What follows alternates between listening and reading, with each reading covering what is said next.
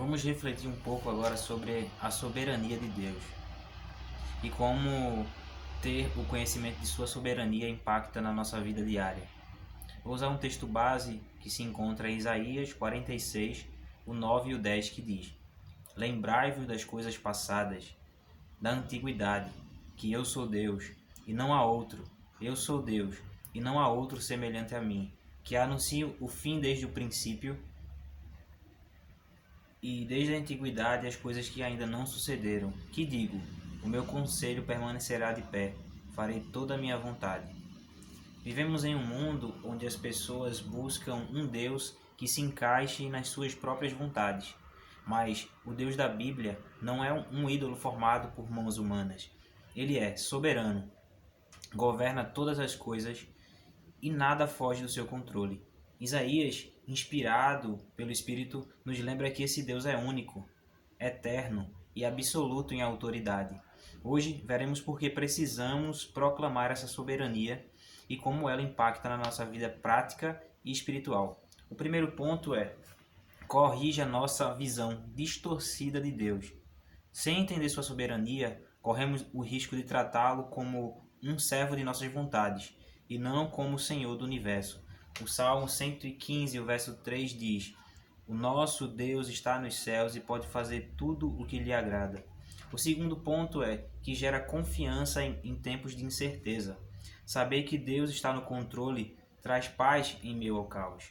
Romanos 8 e 28, Paulo vai dizer que sabemos que Deus age em todas as coisas para o bem daqueles que o amam, daqueles que são chamados segundo o seu propósito.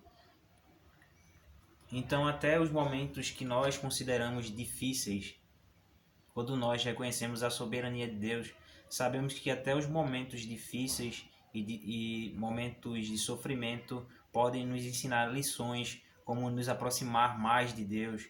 Eu já falei sobre o sofrimento e o mal em um outro vídeo aqui, o primeiro vídeo que eu gravei ensinando sobre o mal e o sofrimento, e você pode dar uma olhada depois. Vou deixar aqui um card para você assistir depois.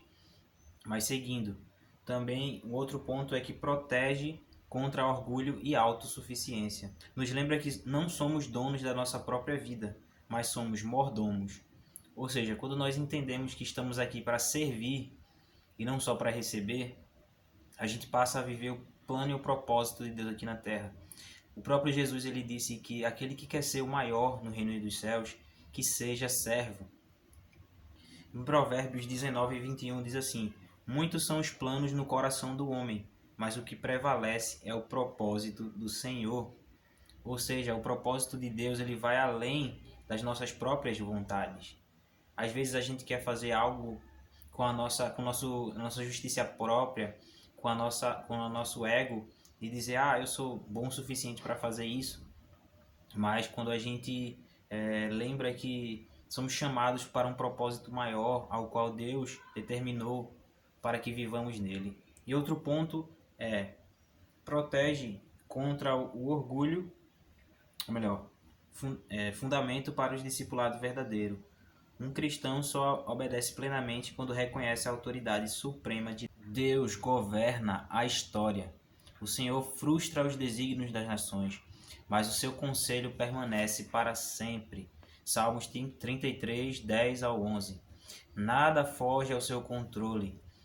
Isaías 45 e 7. Eu formo a luz e crio as trevas. Faço a paz e crio o mal. A sua vontade é irresistível. Nenhum dos teus planos podem ser impedidos. Jó 42 e 2. O futuro está em suas mãos. O meu conselho permanecerá de pé. Isaías 46 e 10. O plano da salvação é prova máxima da soberania. Cristo foi entregue pelo determinado conselho e presciência de Deus. Atos 2 e 23. E como o Evangelho, as boas novas de salvação, ajudam na questão da soberania de Deus.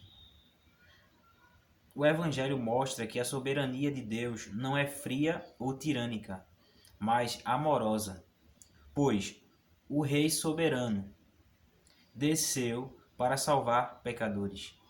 Em João 13,16, Jesus falando com Nicodemos, vai dizer assim: porque Deus amou o mundo de tal maneira que deu seu Filho unigênito para que todo aquele que nele crê não pereça, não morra, mas tenha a vida eterna.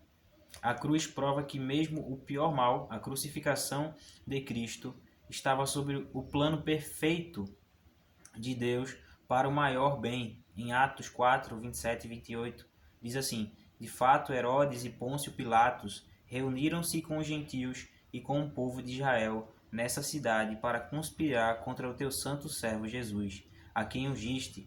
Fizeram o que o teu poder e a tua vontade haviam decidido de antemão que acontecesse. E também o Evangelho nos liberta do medo, pois sabemos que aquele que governa todas as coisas também é nosso Pai. A gente sabe que os pais eles sempre buscam o melhor para os seus filhos, e não é diferente com Deus.